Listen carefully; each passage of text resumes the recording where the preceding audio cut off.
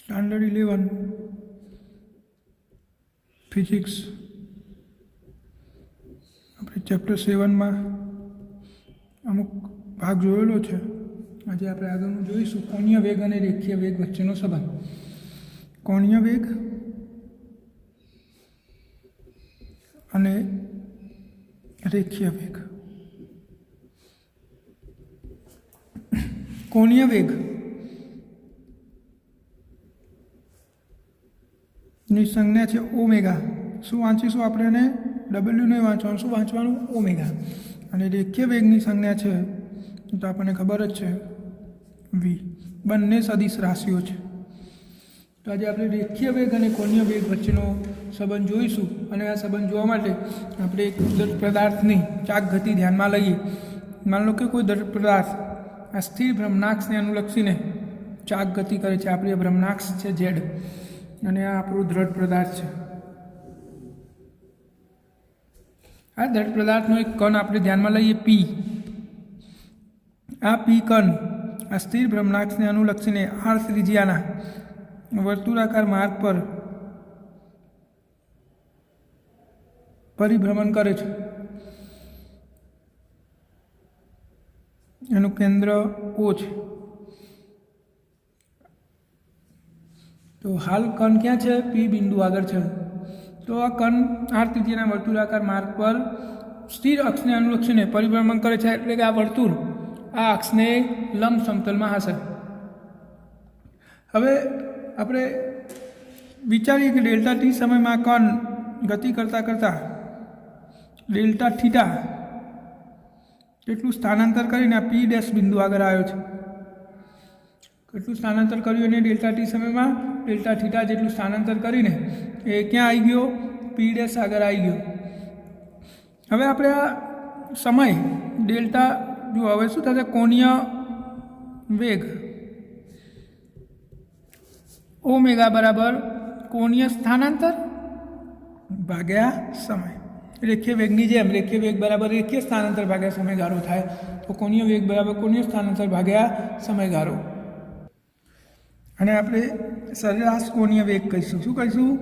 સરેરાશ કોણીય વેગ ડેલ્ટા થીટા ભાગ્યા ડેલ્ટા ટી. જેવી રીતે આપણે રેખીય સરેરાશ વેગ વ્યાખ્યાયિત કર્યો હતો delta R by delta T. હવે જો આપણે ડેલ્ટા ટીને એટલે કે સમયને અતિ સૂક્ષ્મ કરી દઈએ, એટલે કે ટી ચેન્જ ટુ 0 ખૂબ જ નાના સમયગાળા માટે ગણીએ તો આપણને ખબર છે કે સરેરાશ વેગ તાક્ષણિક વેગ બની જાય. તો અહીંયા તાક્ષણિક કોણીય વેગ ઓમેગા બરાબર શું થશે? D theta by DT. અને આ કણ પીનો કોણીય વેગ કહે છે. શું કહેવાય? કણ પીનો કોણીય વેગ. હવે આપણે કોણીય વેગ અહીંયા રેખીય વેગ શું થાય? DR by DT. હવે આ બંને વચ્ચે આપણે રિલેશન મેળવવાનું છે. તો સમજો કે આ કણ અહીંયાથી ગતિની શરૂઆત કરીને આમ પરિભ્રમણ કરીને પાછો અહીંયા આવે તો એક વર્તુળ પૂરું કર્યું. તો આપણે રેખીય વેગ કેવી રીતે શોધીએ છીએ? રેખીય વેગ વી બરાબર રેખીય અંતર ભાગ્યા સમય. તો આ આખું વર્તુળ પરિભ્રમણ એટલે કે એક પરિઘ. પરિઘ એટલે શું થાય? 2πr ભાગ્યા એક પરિભ્રમણ માટે લાગતો સમય એટલે આવર્તકાળ ટી. તો શું થશે? 2πr by T. એવી રીતે કોણીય વેગ આપણે શોધવો હોય તો કોણીય વેગ બરાબર કોણીય સ્થાનાંતર. તો આટલેથી શરૂ કરીને આમ પરિણામ આવે તો કેટલાનો ખૂણો આંતરાય? એક પરિભ્રમણ એટલે 360 એટલે કે 2π. અને એક પરિભ્રમણ પૂરું કરવા માટે લાગતો સમય એટલે આવર્તકાળ. તો હવે આપણે વી બરાબર 2πr ભાગ્યા ટીમાં આ 2π બાય ટીની કિંમત આ 2π બાય ટીની કિંમત ઓમેગા મૂકી દઈએ તો વી બરાબર શું થશે? Omega R. તો આ રેખીય વેગ અને કોણીય વેગ વચ્ચેનો અદિશ સંબંધ છે.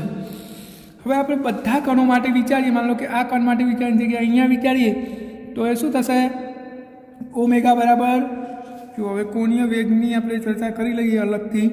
તો કોણીય વેગ ઓમેગા બરાબર DR by D theta by DT. અથવા તો તમે સરેરાશ કોણીય વેગ લો તો delta theta by DT delta T. તો આ કણ અને આ કણ આ બે કણ સાથે ધ્યાનમાં લો તો આ કણ આ નાના વર્તુળમાં ગતિ કરશે, આ કણ આ મોટા વર્તુળમાં ગતિ કરશે. પરંતુ એ અહીંયાથી અહીંયા આવે આ કણ પી અહીંયા આવ્યો અને આ કણ માની લો કે ક્યુ છે અહીંયા આવ્યું, તો બંનેને અહીંયાથી અહીંયા પહોંચતા સરખો સમય લાગશે, પ્લસ આ બંને માટે ખૂણો સરખો થશે. આના માટે π/2 થયો અને આના માટે π/2 થયો. તો એનો અર્થ શું થયો કે આખા પદાર્થના બધા જ કણો માટે કોણીય વેગ સમાન હોય છે. તો તમારે યાદ રાખવાનું કે આ વર્તુળાકાર ગતિમાં દરેક પદાર્થના દરેક કણનો કોણીય વેગ સમાન હોય છે, રેખીય વેગ સમાન હોતો નથી. કેમ સમાન ના હોય સમજો કે આ કણ અહીંયાથી આમ ફરીને આખું પરિભ્રમણ પૂરું કરે તો 2πr, અને માનો કે આ નાનો કણ આટલું પરિભ્રમણ પૂરું કરે તો આ બંનેનો પરિઘ સમાન થાય? ના થાય. આનો વધારે થાય, આનો ઓછો થાય, એટલે કે આનો વેગ વધારે થાય, આનો ઓછો થાય. તો કોણીય વેગ એ દરેક કણ માટે સમાન હોય છે, જ્યારે રેખીય વેગ દરેક કણ માટે સમાન હોતો નથી. હવે આપણે બીજું પણ સમજીએ કોણીય વેગમાં. જેમ આમ જઈશું કોણીય વેગ બદલાતો નહીં, પણ અહીંયા શું થઈ જશે? જુઓ અહીંયા કોણીય વેગનું શું થાય? તો એ કણ તો તમે જુઓ ઓમેગા બરાબર v/r, r 0 થઈ જાય તો ઓમેગા શું થઈ જાય? અનંત થઈ જાય. અને રેખીય વેગનું શું થાય? તો કણ આમ જશે એમ એનું પરિઘ નાનો થતો જશે. અહીંયા પરિઘ શું થઈ જશે? 0, એટલે કે v શું થઈ જશે? 0. તો કેમ 0 થઈ ગયું? તો અક્ષ તો સ્થિર હતી, અને આ સ્થિર અક્ષ ઉપર જે કણ હોય તો સ્થિર હોય, તો એનો રેખીય વેગ શું થાય? 0. અને એનો કોણીય વેગ શું થઈ જાય? અનંત થઈ જાય છે. આમ આપણે આવું કહી શકીએ કે શુદ્ધ સ્થાનાંતરિત ગતિ હોય. શુદ્ધ સ્થાનાંતર ગતિ એટલે શું? આપણે આગળ ભણી ગયા. એક બ્લોક છે આમ ગતિ કરતો હોય તો આ કણના બધા જ આ પદાર્થના બધા જ કણોનો વેગ એટલે કે રેખીય વેગ સમાન હોય. આને શુદ્ધ સ્થાનાંતર કહેવાય. શું કહેવાય? શુદ્ધ સ્થાનાંતર. તો શુદ્ધ સ્થાનાંતરમાં બધા કણોનો વેગ સમાન હોય છે. તો શુદ્ધ ચાક ગતિમાં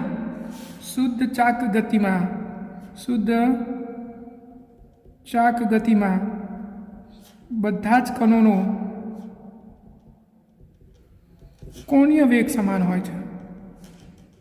બંને વચ્ચેનો ફરક તમને ખબર પડી ગઈ છે.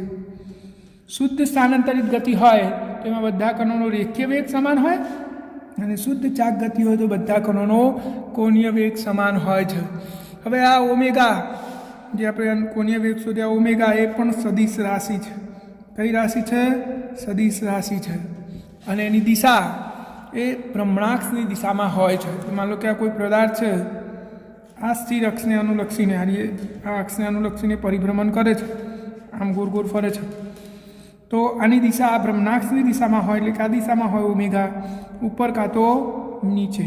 હવે નીચે હશે કે ઉપર હશે, કઈ રીતે ખબર પડે? તો આપણે જમણા હાથના સ્ક્રૂના નિયમનો ઉપયોગ કરીને શોધી શકીએ છીએ. આ ભ્રમણ અક્ષની દિશામાં સ્ક્રૂ ગોઠવી દેવાનો. આ આપણો સ્ક્રૂ છે. આ સ્ક્રૂને ભ્રમણની દિશામાં ફરાવવાનો, એટલે કે આ પદાર્થ આમ ગોળ ગોળ ફરે છે તો આ સ્ક્રૂને આમ ફરાવો, આમ આ દિશામાં ફરાવો તમે આમ, તો સ્ક્રૂ જે તરફ ખસે, એટલે આપણે સ્ક્રૂને આમ ફરાવીશું તો સ્ક્રૂ ઉપર તરફ ખસે, તો ઓમેગાની દિશા ઉપર તરફ થાય. જો પદાર્થ આમ ફરતો હોત, ઉલટો આમ ફરતો હોત તો તમે આમ ફરાવો તો સ્ક્રૂ નીચે ખસે, એટલે કે ઓમેગાની દિશા નીચે તરફની હોય છે. તો ઓમેગા સદિશ રાશિ છે અને એની દિશા સ્થિર ભ્રમણાક્ષની દિશામાં હોય છે. જો પદાર્થ ફરતો હોય, દિશામાં ફરાવીએ સ્ક્રૂને, અને સ્ક્રૂ જે તરફ ખસે એ તરફ ઓમેગાની દિશા હોય છે. હવે આપણે આ બંને વચ્ચેનો સદિશ સંબંધ પણ જોવાનો છે. તો રેખીય વેગ સદિશ બરાબર ઓમેગા ક્રોસ આર. ઓમેગા કોણીય વેગ છે, આર એનો સ્થાન સદિશ છે ભ્રમણાક્ષને અનુલક્ષીને. તો આ રેખીય વેગ અને કોણીય વેગ વચ્ચેનો સદિશ સંબંધ છે. હવે આપણે એને થોડું ડિટેલમાં સમજીએ કે આ વેગ વચ્ચેનું રિલેશન બધા જ બિંદુઓ માટે સરખું હોય છે કે જુદું જુદું હોય છે. સમજવા માટે આપણે ફરીથી એક આકૃતિ ધ્યાનમાં લઈએ. માન લો કે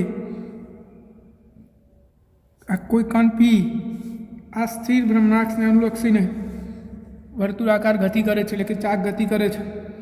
આ આર જે ભ્રમણાક્ષને લંબ છે.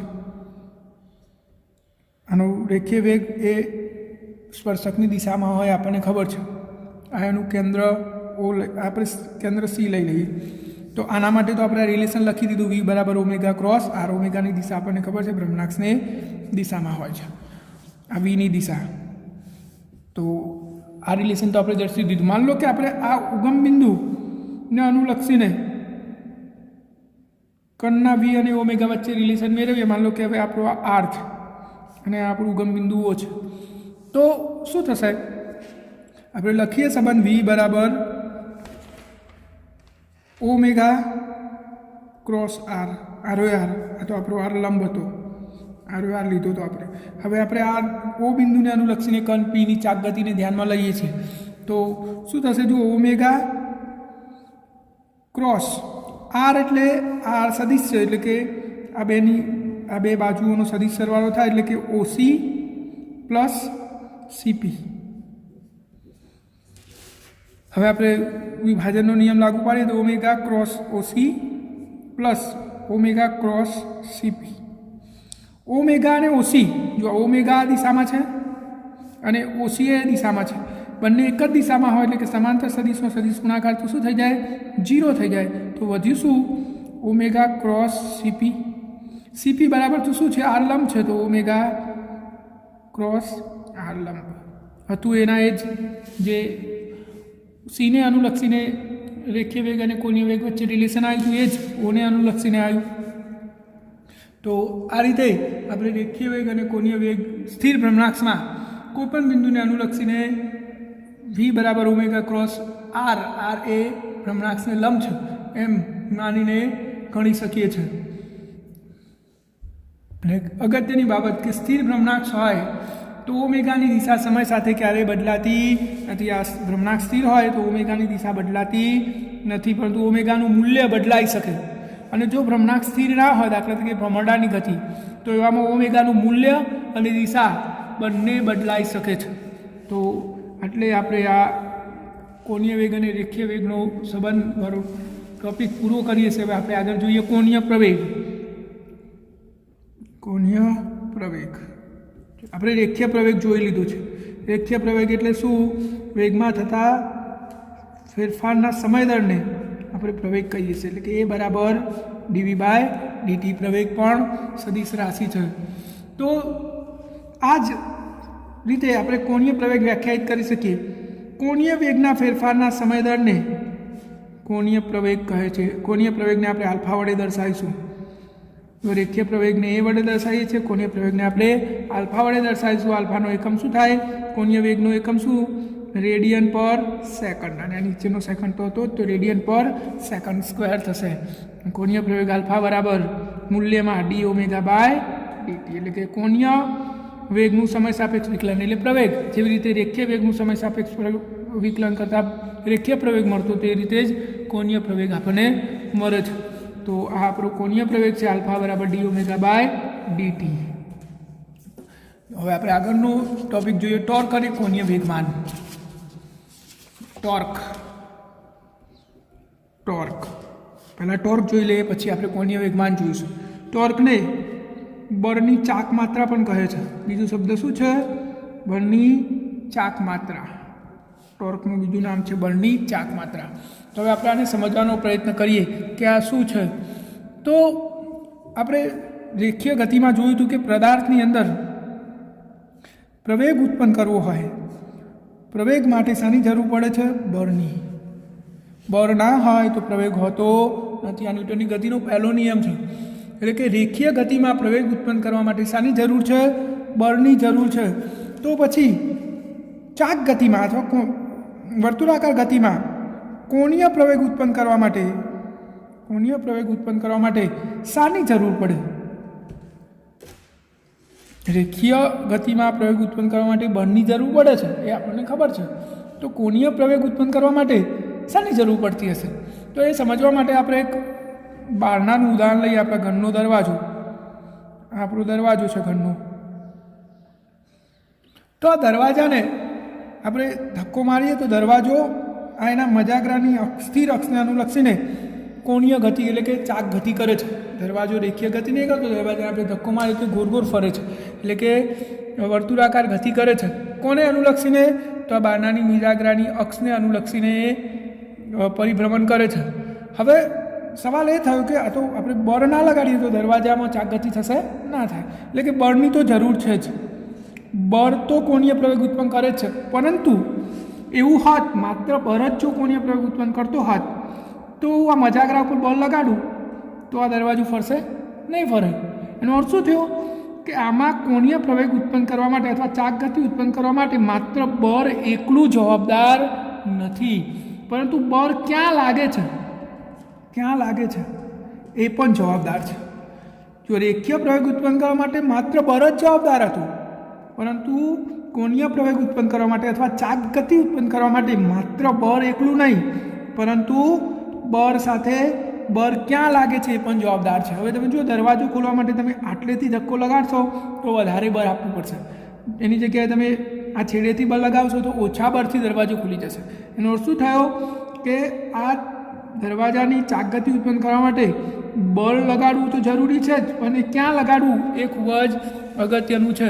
તો આને જ આપણે ટોર્ક તરીકે વ્યાખ્યાયિત કરીશું, અથવા તો બળ યુગ્મની ચાકમાત્રા પણ આપણે એને કહીશું.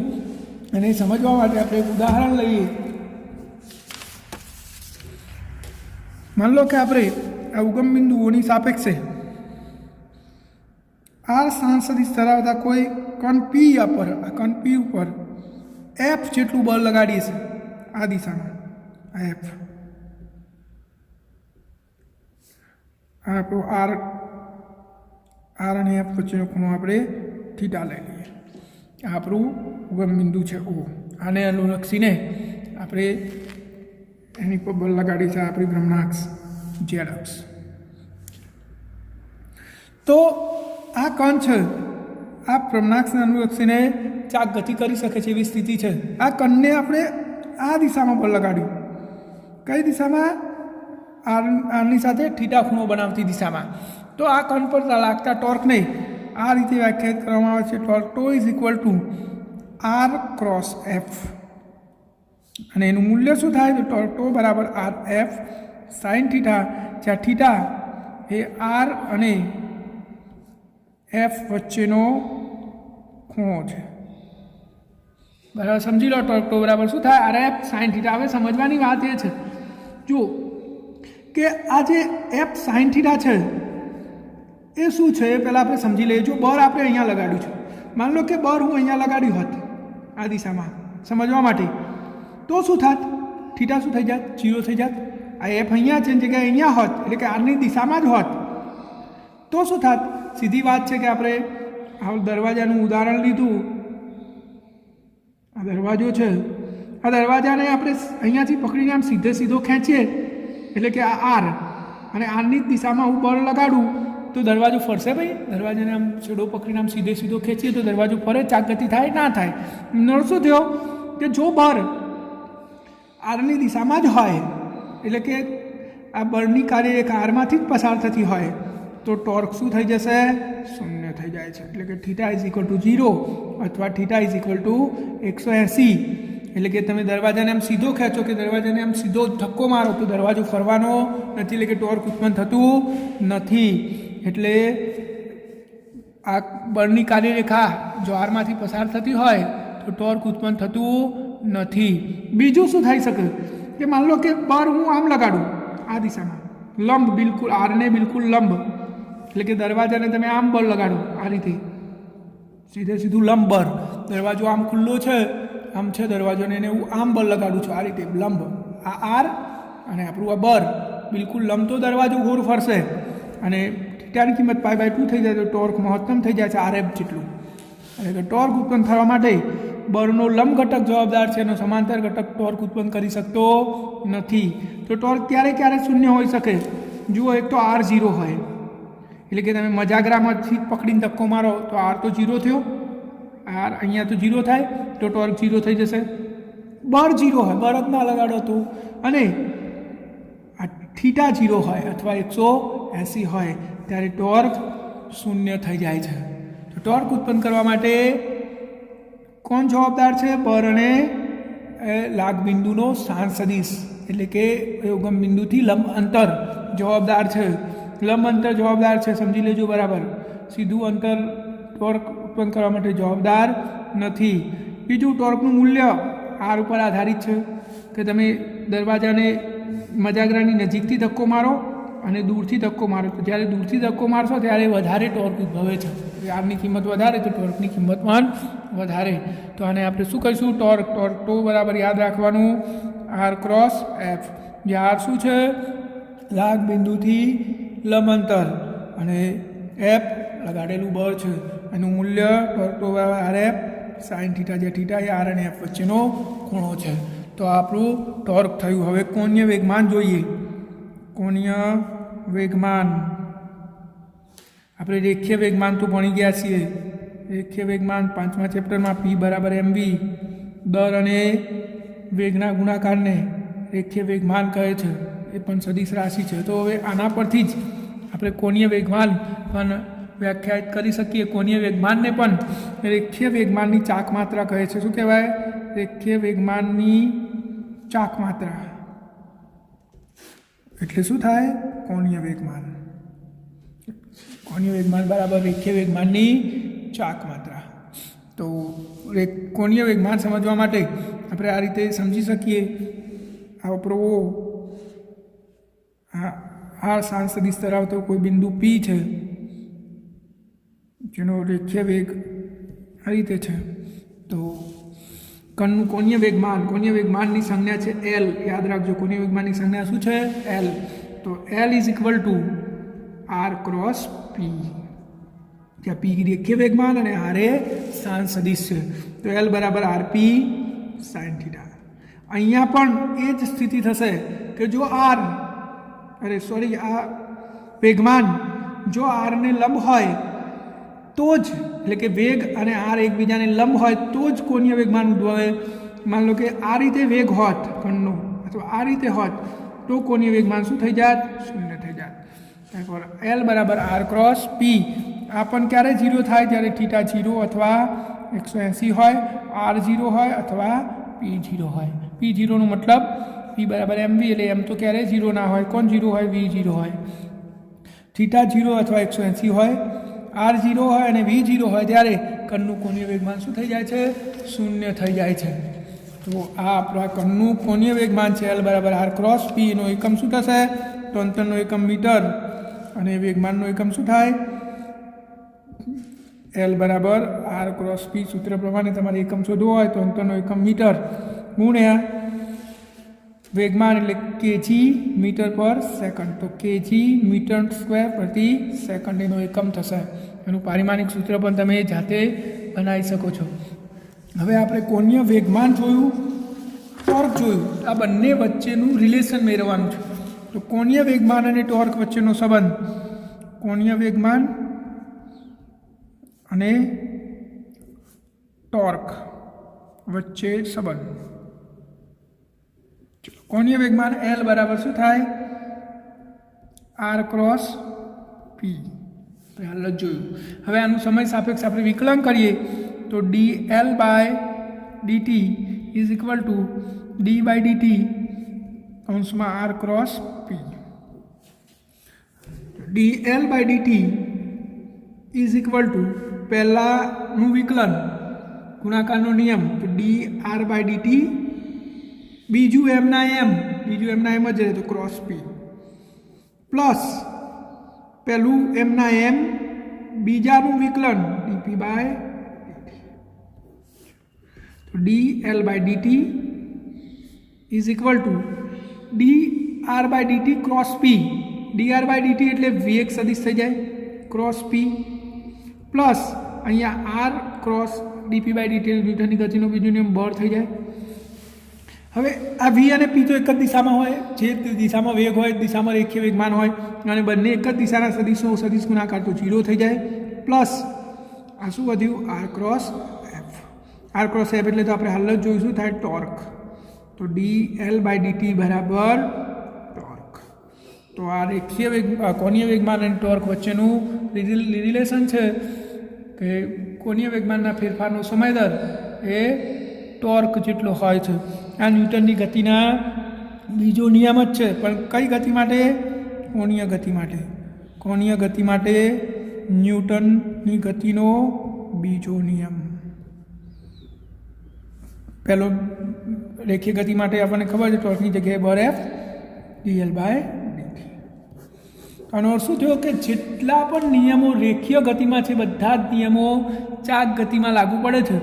બધા જ નિયમો તો આપણે સમજી લો. રેખીય ગતિમાં સ્થાનાંતર એટલે આર.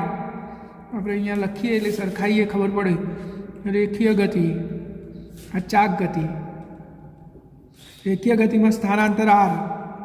સ્થાનાંતર આર તો ચાક ગતિમાં થીટા.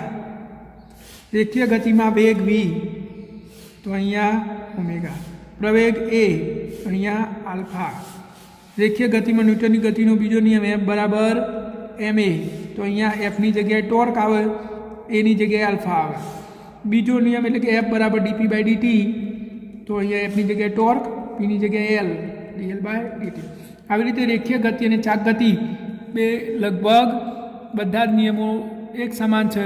તો તમે અચળ પ્રયોગી ગતિના સમીકરણોને સીધા ટ્રાન્સફર કરી શકો. દાખલા તરીકે v is equal to v0 plus AT તો જો વીની જગ્યાએ ઓમેગા 0 પ્લસ એની જગ્યાએ આલ્ફા ઇન્ટુ ટી.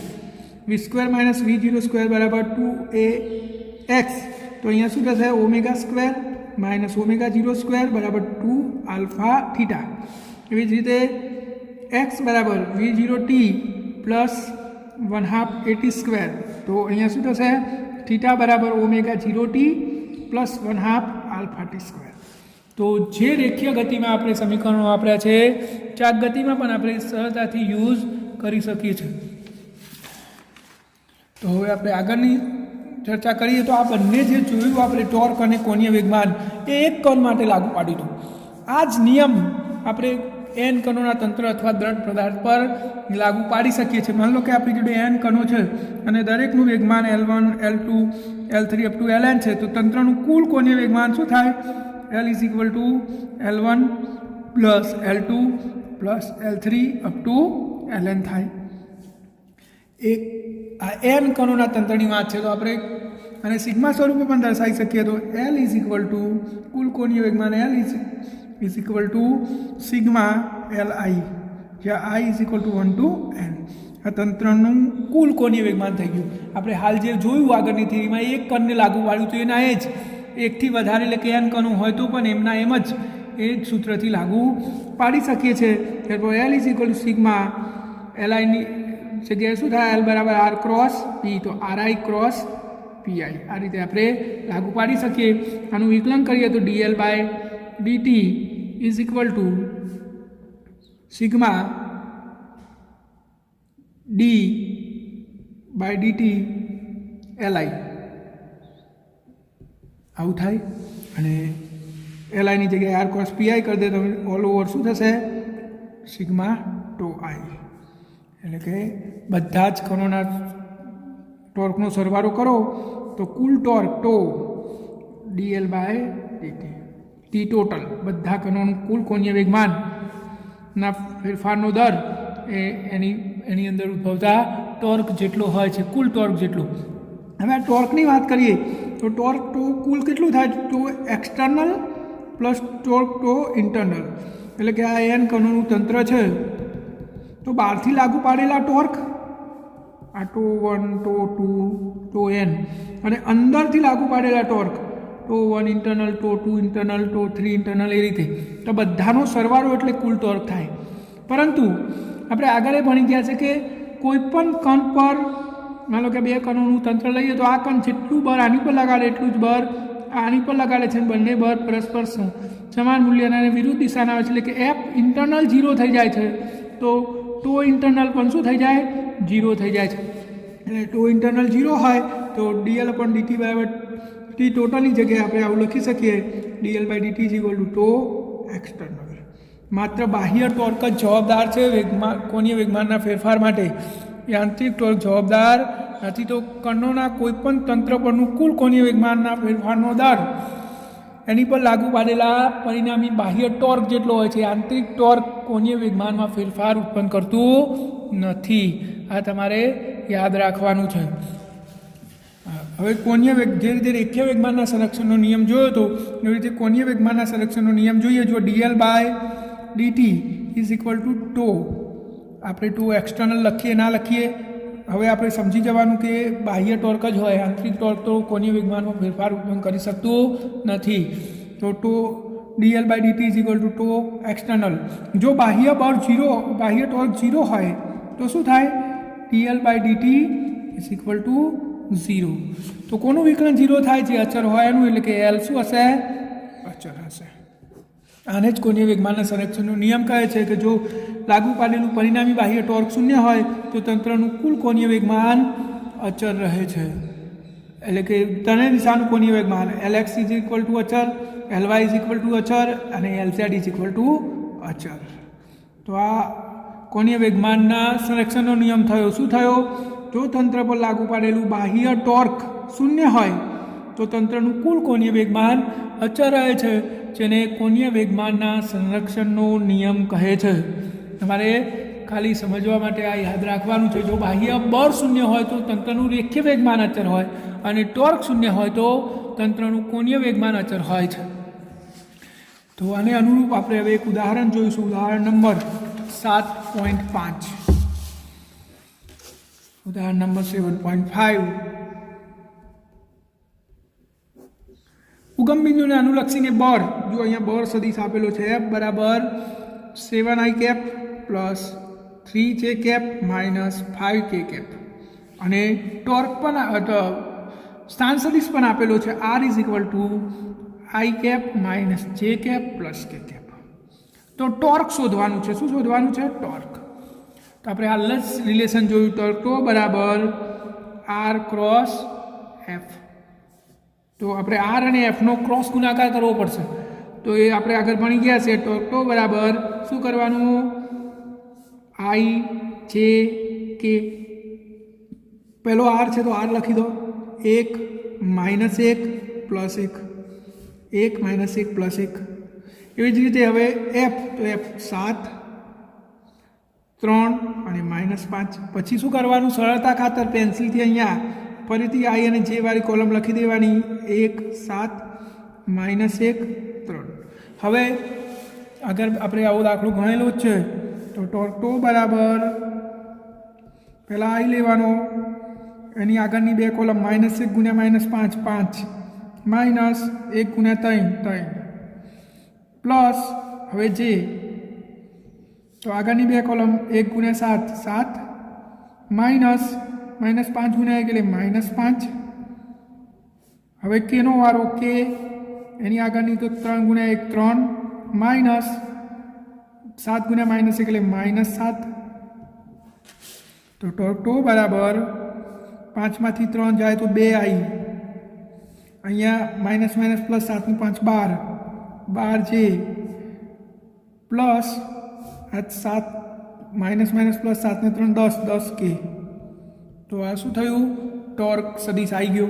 એનું મૂલ્ય શોધવાનું કે ટોર્કનું, તો આપણે શોધી શકીએ. ટોર્ક બરાબર વર્ગમૂળમાં 2 નો વર્ગ 4 વત્તા 12 નો વર્ગ 144 વત્તા 10 નો વર્ગ 100. તો વર્ગમૂળમાં 248. આ મૂલ્ય પણ શોધવાનું કીધું હોય તો શોધી દેવાનું, અહીંયા શોધવાનું કીધું નથી. હવે જોઈએ આપણે ઉદાહરણ નંબર 7.2. દર્શાવો કે કોઈ એક કણ બિંદુની સાપેક્ષ અચળ વેગથી ગતિ કરતો કોઈ એક કણનું કોણીય વેગમાન સમગ્ર ગતિ દરમિયાન અચળ રહે છે. એટલે કે જો એનો વેગ અચળ હોય તો એનું કોણીય વેગમાન અચળ રહે છે, એવું આપણે સાબિત કરવાનું છે. તો એના માટે આપણે અહીંયા એક કણ લઈ લઈએ ધ્યાનમાં. આ કોઈ કણ P છે અને એનો વેગ આ દિશામાં છે v, અને આ ઉગમ બિંદુ ઓને અનુલક્ષીને એ ચાક ગતિ કરે છે. માની લો કે આપણે આ ખૂણો લઈ લઈએ થીટા, તો આ એ થીટા થશે, તો આ એ થીટા થાય. આને નામ આપી દઈએ આપણે એમ. આ સ્થાન સદિશ r. તો જુઓ આ થીટા છે તો આ આરનો આ ઘટક શું થાય? r cos થીટા થાય. તો r શું થાય? r sin theta. આટલું. તો હવે આપણે સાબિત કરવાનું છે કે આનું કોણીય વેગમાન અચળ છે, અને કોણીય વેગમાન L બરાબર શું થાય? r ક્રોસ p, એટલે કે r ક્રોસ mv. L બરાબર p બરાબર mv આપણે કિંમત મૂકી દીધી, અને એનું મૂલ્ય શું થશે? L બરાબર r mv sin થીટા, જ્યાં થીટા એ આર અને વી વચ્ચેનો ખૂણો છે. થીટા શું છે? આર અને વી વચ્ચેનો ખૂણો. તો જુઓ, ગમે એટલી ગતિ થાય, વીની દિશા તો બદલાવાની નહીં, અને વીની દિશા ના બદલાય તો એમ તો અચળ જ હતો, વી અચળ થઈ ગયો અને આર પણ અચળ થઈ જાય તો એલ પણ શું થઈ જાય? અચળ થઈ જાય છે. સિમ્પલ જ સીધી જ ગણતરી છે. એલની દિશા અને મૂલ્ય બદલાતા નથી તો એલ અચળ છે. તો આજના માટે આપણે આટલું રાખીએ છીએ.